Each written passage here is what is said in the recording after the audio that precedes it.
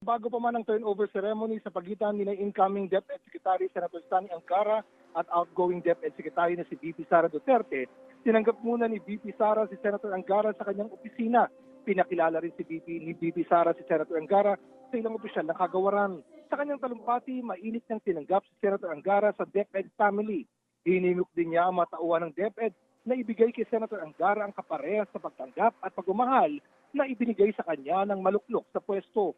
Ang tanging pangarap daw ni VP Sara ay maitaas ang kalidad ng edukasyon sa Pilipinas. Kasunod nito, ginanap na ang formal na turnover ceremony kung saan ipinasa ni VP Sara kay Senator Angara ang DepEd flag, official seal at transition report. Buong pakumbaba naman umanong tinanggap ni Senator Angara ang hamon na pamunuan ang kagawaran. Sabay hilimok ang mga tauhan ng kagawaran na tulungan siyang maipagpatuloy ang mga nasimulan na ni VP Sara.